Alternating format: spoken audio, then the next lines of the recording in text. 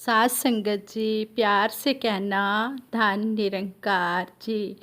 साथ संगत जी, जैसा कि सभी को ही पता है, आज रक्षाबंधन का त्यौहार है। ये भाई बहन के प्यार का प्रतीक है।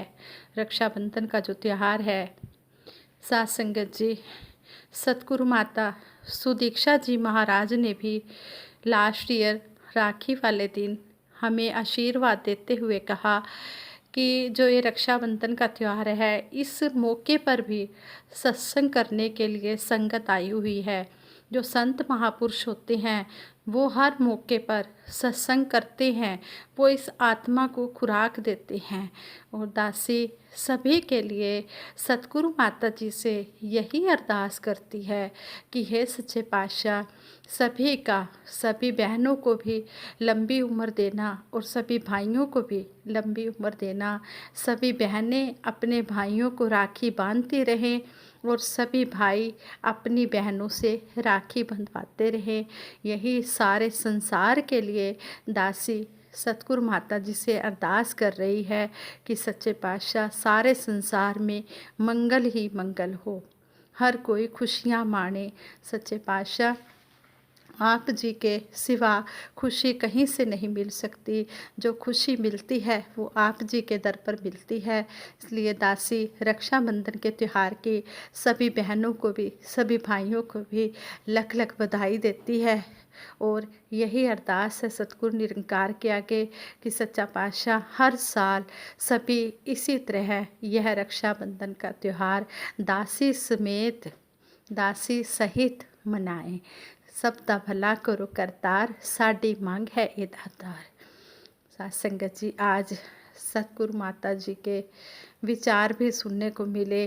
सतगुरु माता जी ने कहा कि हमने एक मन एक चित होकर जो हमारी ये गुरु गोष्ठी हो रही है, गुरुमत गोष्ठी हो रही है, जिसको गुरु चर्चा का रूप दिया गया है, जो हम जूम ऐप के थ्रू ये गुरु चर्चा का आनंद ले रहे हैं, हमने एक मन एक चित होकर आलस को त्याग कर ये हमने करते जाना है। जब तक ये कोरोना वायरस की स्थिति ठीक नहीं हो जाती, तब तक हम इसी तरह आनंद लेते रहें। सतगुरु माता जी का शुक्राना, जिन्होंने हमें इस मौके में इतनी खुशियाँ दी हैं। संसार में तो चारों तरफ हाहाकार ही हो रही है, लेकिन जो संत महात्मा हैं, ये हर स्थिति में खुश रहते हैं। जैसे भी हो परिस्थिति रहे, एक सी मनुस्थिति, संतों महापुरुषों की एक सी स्थिति रहती है। ये हर भाव में सम रहते हैं, समभाव से रहते हैं। इनको दुख सुख की कोई भी चिंता नहीं होती, क्योंकि ये सतगुरु निरंकार हमारा खड़ा है हमारे ऊपर। तन मन धन सब हमने इसको सौंप दिया है, फिर इसी को हमारी चिंता है और ये हमारी चिंता भी करता है। सतगुरु माता जी ने अपने विचारों में कहा कि हमने कभी भी चतुर चालाकी नहीं करनी, क्योंकि चतुर चालाकी तो इस सतगुरु निरंकार को अच्छी ही नहीं लगती। भोले भाव रीझे रघुराई, जो भोले भाले बनकर इस दर पे आते हैं, वही सतगुरु को अच्छे लगते हैं।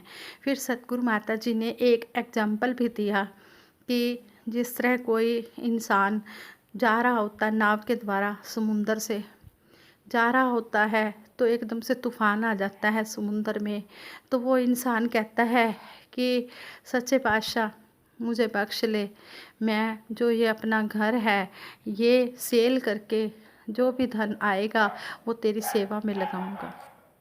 फिर थोड़ी देर के बाद तूफ़ान रुक जाता है।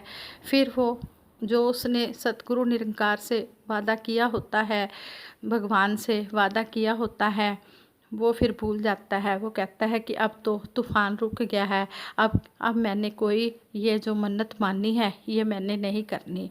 फिर थोड़ी देर के बाद फिर तूफ़ान आ जाता है। फिर वो इस भगवान से कहता है, इस ईश्वर से कहता है, निरंकार से कहता है कि मैं अपना घर सेल करके जो भी मुझे सेल करके पैसा मिलेगा वो मैं सेवा में लगाऊंगा। ऐसा कहकर वो अपने घर तक पहुंच जाता है। तूफ़ान रुक जाता है, वो अपने घर पहुंच जाता है। उसके बाद वो कहता है कि मैंने अपना घर सेल करना है, वो अनाउंस करवा देता है कि मैंने घर सेल करना है। तो वो घर की कीमत 1 रुपया लगाता है और साथ में वो शर्त रखता है, कहता है कि जो भी इस घर को ख़रीदेगा उसे ये बिल्ली भी ख़रीदनी पड़ेगी। बिल्ली की कीमत उसने लाखों रुपए बता दी, लेकिन घर की कीमत 1 रुपया। वो कहने लगा जो बिल्ली बिल्ली के बारे में तो नहीं मैंने कहा था, मैंने तो सिर्फ घर के बारे में ही कहा था। तो घर तो मेरा 1 रुपये में सेल होएगा, मैं 1 रुपया सेवा में दे दूँगा, और बिल्ली की जो कीमत है लाखों रुपए मिलेगी वो मैं खुद रख लूँगा। साथ संगत जी, सतगुरु माता जी ने हमें इन विचारों द्वारा भी यही समझाया कि चतुर चालाकी करके अगर इंसान आ जाता है तो उसका भव से पार उतारा नहीं हो सकता। उसका वो यहीं संसार में चतुर चालाकियाँ कर सकता है, लेकिन इस सतगुरु निरंकार से कुछ भी छिपा नहीं है। ये तो अंतर्यामी है, घट घट वासी है, इसलिए हम भोले भाले बनकर इस दर पर आए। एक दासी सत्संग सुन रही थी, तो उसमें टॉपिक था कि दिल का हो भोला भाला व अंदर से हो सच्चा, भक्ति उसकी निभती जो खुद को समझे बच्चा। एक पति पत्नी ट्रेन में सफ़र कर रहे थे। एक स्टेशन पर ट्रेन रुकी। पत्नी पति से कहती है, जाओ ज़रा बोतल में पानी भर लाओ, जल्दी से आ जाना, कहीं ट्रेन मिस ना हो जाए। वह इंसान ट्रेन की तरफ ही देख रहा था। पानी की बोतल भरने के लिए नल के नीचे रखी है, लेकिन वो नल के नीचे ना रख के उसका ध्यान जो था वो ट्रेन की तरफ था कि ट्रेन ना चल पड़े। लेकिन वो पानी भरा नहीं गया, वो जल्दी से ट्रेन में आ गया। तो पत्नी आगे से कहती है कि आप तो थोड़ा सा ही पानी लेकर आए हो। तो वो कहता है, पति कहता है कि मैंने कहा कहीं ट्रेन ना मिस हो जाए, मेरा ध्यान तो ट्रेन की तरफ था। फिर अगले स्टेशन पर फिर पति पानी के लिए उतरा, तो उसने पानी तो भर लिया, लेकिन उसकी ट्रेन मिस हो गई। साथ संगत जी, हमारा भी यही हाल तो नहीं है कि सतगुरु की रहमत तो दिन रात बस बरस रही है, लेकिन हम रहमत ले ही नहीं पा रहे हैं, वचनों को सुनकर कर्म में ला ही नहीं रहे हैं। हम अपना चतुर चालाकियों में ही लगे हुए हैं। हमने गुरु के दर पर आकर हमने चालाकियाँ नहीं करनी, हमने आनंद लेना है, हमने गुरु चर्चा का आनंद उठाना है, लाभ उठाना है।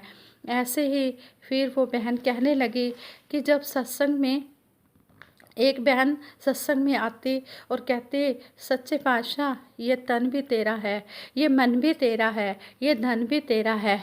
एक दिन एक महात्मा उस बहन के घर गए, कहने लगे, बहन जी आपके पास ढोलक है? वो बहन कहती है, हाँ जी है, पर वो ढोलक संगत की नहीं है, वो ढोलक तो मेरी है। महात्मा कहते हैं कि हमें दे दो, हमने संगत में लेकर जानी है। तो उस बहन ने कहा, नहीं संगत के लिए नहीं है, वो तो मैंने अपने पैसों से ली है। फिर अगले दिन कहती है, हाँ फिर अगले दिन सत्संग में गई, कहती है, सच्चा पातशाह ये तन भी तेरा है, ये मन भी तेरा है, ये धन भी तेरा है। तो वो महात्मा जो ढोलक लेने उस बहन के घर गए, वो कहने लगे, पर बहन जी ढोलकी तो आपकी है। हाँ संगत जी, कहने का भाव कि चतुर चालाकी से इंसान बाज नहीं आता, सिर्फ कहने तक ही सीमित रहता है। अगर इसको हमने अप्लाई करना है, अपने जीवन में लागू करना है। बातें करने से बात नहीं बनती, बात तो तब बनती है जब हम उस बात को कर्म में ले आते हैं। फिर बोलने की ज़रूरत नहीं होती, फिर तो कर्मों द्वारा ही जीवन में निखार आ जाता है और सबको पता चल जाता है कर्मों से ही इस महात्मा के कर्म कैसे हैं। क्योंकि कहते हैं कि जो संसार वाले होते हैं उनकी जो निगाह होती है वो सत्संगियों के ऊपर ही लगी होती है कि ये सत्संग तो कर रहे हैं, देखें इनका कर्म कैसा है। वो कई बार इस कर्म को देखने की कोशिश भी करते हैं, लेकिन जो सच्चे प्रचारक होते हैं वो घर बाहर शहर मोहल्ला रिश्तेदार हर जगह एक जैसे रहते हैं, वो गुरु की सिखलाई पर कायम रहते हैं। फिर ऐसे ही वो बहन कहने लगी, एक और में वो बहन जी जो विचार कर रहे थे, वो बहन जी कहते हैं कि एक इंसान पेड़ पर चढ़ा होता है, उससे उतरा नहीं जाता, फिर वो भगवान को याद करता है, कहता है भगवान मुझे नीचे उतार दे, मैं 100 रुपये का प्रसाद चढ़ाऊँगा। फिर थोड़ा सा नीचे उतर आता है तो कहता है, भगवान अब मैं इतनी नीचे तो आ गया हूँ, चलो मैं 50 रुपये का प्रसाद चढ़ा दूँगा। फिर वो थोड़ा और नीचे आता है तो कहता है कि अब मैं 25 रुपये का प्रसाद चढ़ा दूँगा। इस तरह चालाकियाँ करने से इंसान बाज नहीं आता। अगर सच्चे मन से इंसान भक्ति करने लग जाए तो ये दुनिया में स्वर्ग ही स्वर्ग हो। फिर सतगुरु को बार बार हमें समझाना ना पड़े। दासी अपने लिए ये विचार यूज कर रही है कि सतगुरु को फिर हमें समझाना ना पड़े कि हे इंसान, तुम इंसान बन जाओ। सतगुरु जब कहते हैं कहने का भाव, भाव का मतलब होता है कि उसमें भाव बात का छिपा होता है, हमने उस भाव को लेना है। जो सतगुरु हमें श्रद्धा भाव से सुना रहा है, हमने उस भाव को पकड़ना है, उस बात के ऊपर चलना है जैसा सतगुरु हमें चला रहा है। इसी तरह फिर उन्होंने इस विचारों द्वारा हमें समझाया कि एक बार एक महात्मा ने अपने बेटे को कहा कि पेट्रोल बाइक में डलवा लाओ। वह जाता है डलवाने के लिए, बेटा जाता है तो रास्ते में उसके बेटे का फ्रेंड मिल जाता है, वह बातें करने लग जाता है। फिर वो जो होता है बेटा, वो भूल ही जाता है कि मैंने बाइक में पेट्रोल डलवाना है। वो घर आ जाता है, फिर पिता उससे पूछते हैं कि बेटा पेट्रोल डलवा लिया बाइक में? तो बेटा कहता है, पिताजी पेट्रोल तो मैं डलवाना ही भूल गया, मेरा एक फ्रेंड मिल गया, उसके साथ मैं बातें करने लग गया तो इस वजह से इस काम को भूल गया। साथ संगत जी, हमारा भी कहीं यही हाल तो नहीं है कि हम जाने तो लगते हैं सत्संग में, लेकिन हम कोई भी इंसान संसारी हमें मिल जाता है तो हम उसके साथ बातें करने लग जाते हैं और दुनियावी काम करने लग जाते हैं और इस असली काम को भूल जाते हैं। हमने इस काम को करना है। इसी तरह तो हमें सतगुरु माता जी ने समझाया है कि जो सच्चे संत महापुरुष होते हैं, जो पूर्ण संत महापुरुष होते हैं, जिनके लिए इस निरंकार से जुड़ी होती है, जिनका कर्म ही यही होता है कि हमने इस निरंकार से जुड़ना है।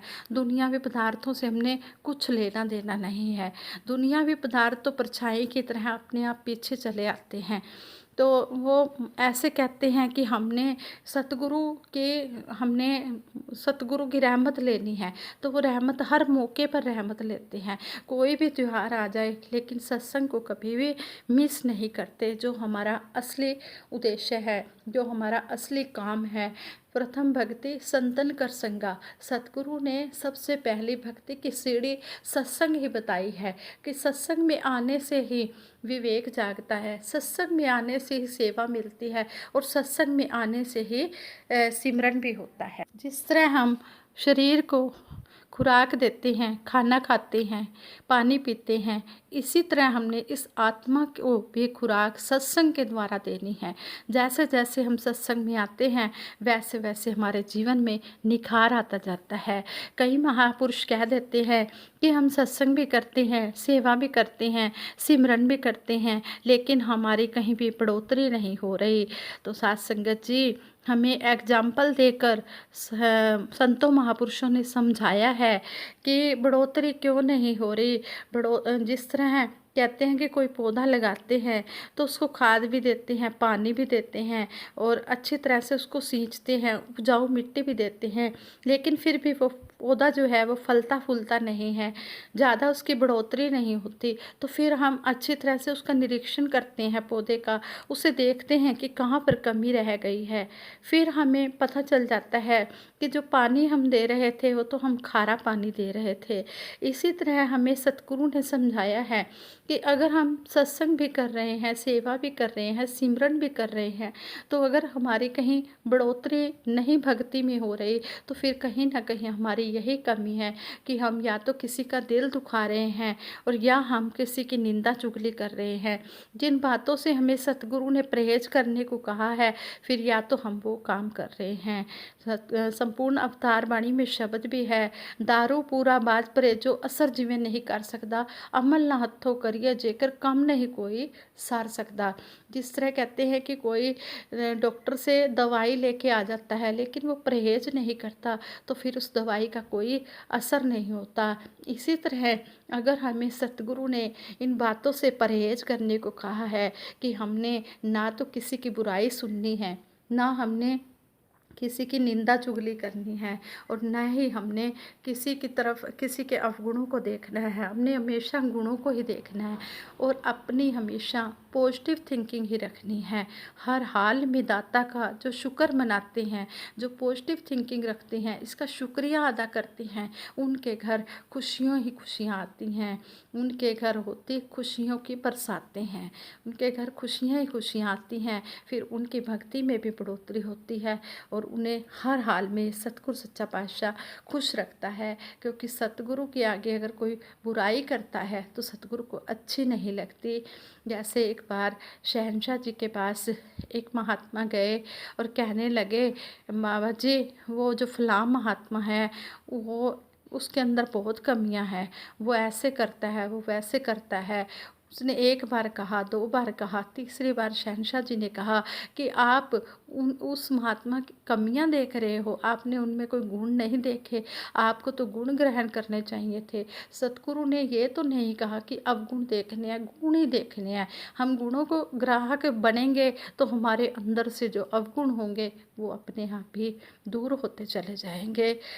आओ सतगुरु माता जी का शुक्रिया अदा करते हुए सतगुरु माता जी के चरणों में अरदास करें कि हे सच्चे पातशाह, जैसा आप जी चाहते हो वैसा हमारा जीवन बना देना।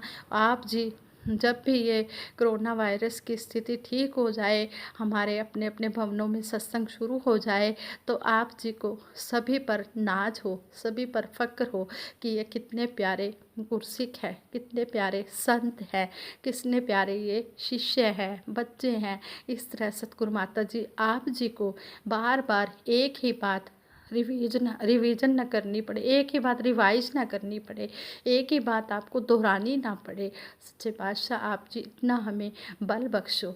सच्चे पातशाह हमें सद्बुद्धि दो, सद्विचार दो, सद्मार्ग दो। सब कुछ आप ही कर सकते हो, आप समर्थ हैं।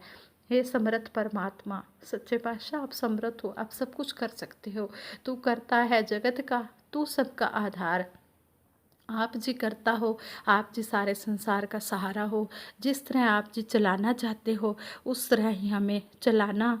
हमें कुछ भी जांच नहीं है सच्चे पातशाह, जैसा आप जी चाहते हो वैसे ही हम कर्म करते जाएं। इतनी हमें शक्ति देना कि हमारे मन का विश्वास कमज़ोर ना हो, हम चले नेक रास्ते पर, हमसे कोई भी भूल ना हो।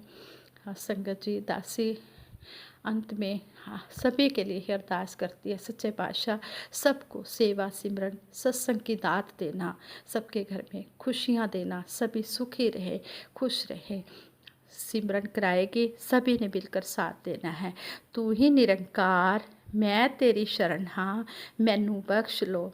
तू ही निरंकार मैं तेरी शरण हाँ, मैनू बख्श लो। तू ही निरंकार मैं तेरी शरण हाँ, मैनू बख्श लो। तू ही निरंकार मैं तेरी शरण हाँ, मैनू बख्श लो। सतगुरु माता सुदीक्षा सविंदर हरदेव जी महाराज की जय। निरंकारी राजमाता गुरु बचन अवतार की जय। साथ संगत जी प्यार से कहना धन निरंकार जी। प्यार से बोलो प्यारे हो, धन निरंकार जी।